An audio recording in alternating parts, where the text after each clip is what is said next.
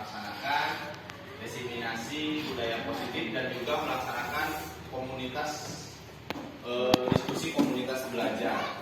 Salawat serta salam semoga selalu tercurah limpah kepada Nabi besar Nabi Muhammad Sallallahu Alaihi Wasallam, kepada para keluarganya, kepada para sahabatnya, tabiin-tabiinnya hingga kepada kita selanjutnya. Perubahan paradigma. Di dalam membangun budaya positif, sekolah dapat menyediakan lingkungan yang positif, aman dan nyaman agar siswa mampu berpikir, bertindak dan mencipta dengan merdeka, mandiri dan berkarya. Umumnya di sini sangat berkaitan dengan kontrol guru terhadap siswa. Menurut Dr. William Glasser, dalam kontrol teori terdapat beberapa miskonsepsi tentang kontrol, yaitu yang pertama, ilusi bahwa guru mengontrol siswa. Di sini semua perilaku untuk dikontrol. Nah, hal ini dikarenakan kontrol guru menjadi kebutuhan dasar yang dipilih oleh siswa. Yang kedua, ada ilusi bahwa semua penguatan positif efektif dan bermanfaat. Penguatan positif merupakan bentuk kontrol yang mempengaruhi siswa agar mengulangi suatu perilaku tertentu, usaha untuk mengontrol siswa tersebut. Dalam jangka waktu tertentu, kemungkinan siswa tersebut untuk menciptakan siswa yang merdeka, maka syarat utama yang harus mempunyai disiplin yang kuat, yaitu disiplin dari diri yang berasal dari motivasi internal. Jika tidak mempunyai motivasi internal, maka diperlukan motivasi eksternal atau orang lain untuk mendisiplinkan dirinya.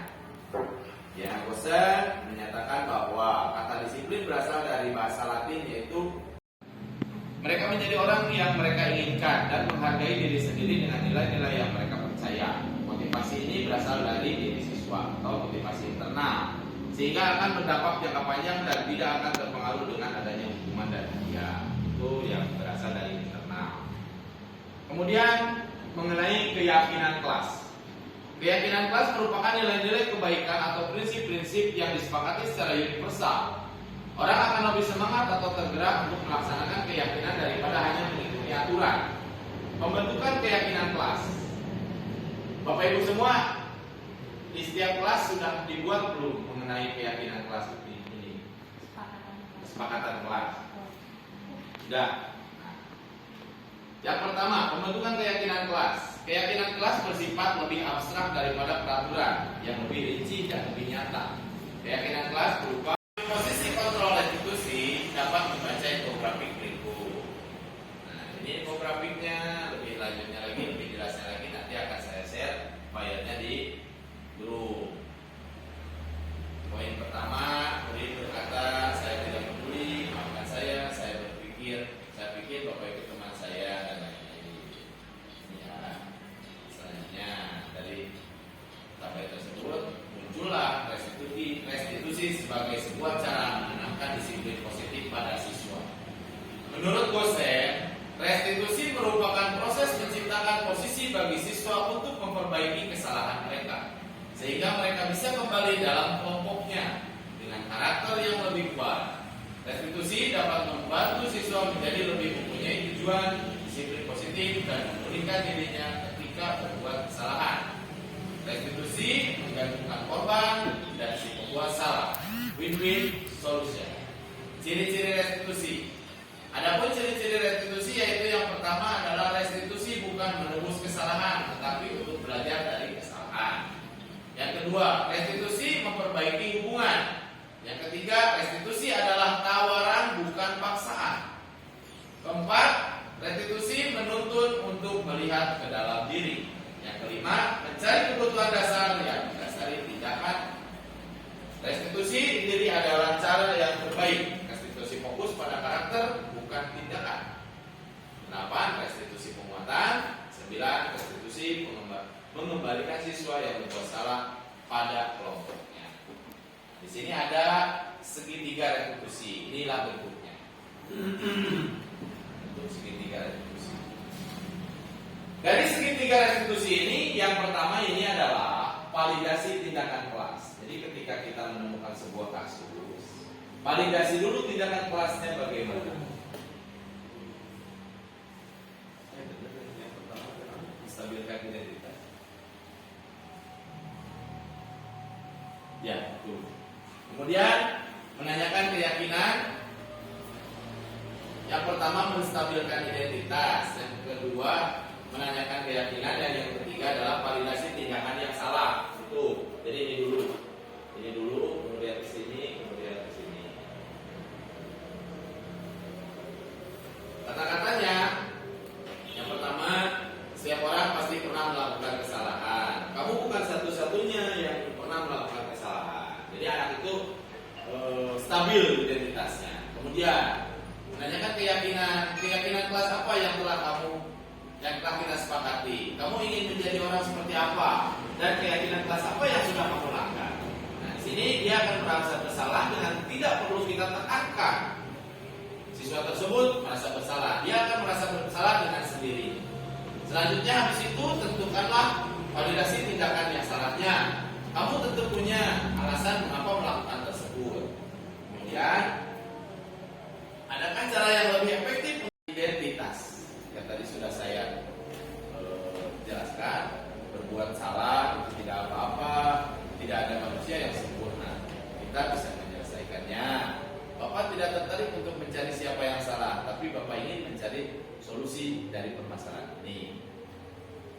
Kemudian dari sisi validasi tindakan yang salah, restitusi menyarankan guru berbicara kepada siswa bahwa melanggar peraturan adalah sikap yang tidak baik. Tapi dalam restitusi harus memahami alasan dan memahami bahwa setiap orang pasti melakukan hal yang baik.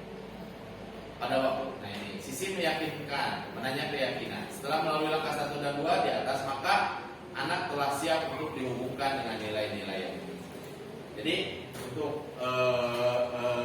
untuk ketindakannya, contohnya, pada hari Senin pagi ada seorang siswa yang kesiangan datang ke sekolah.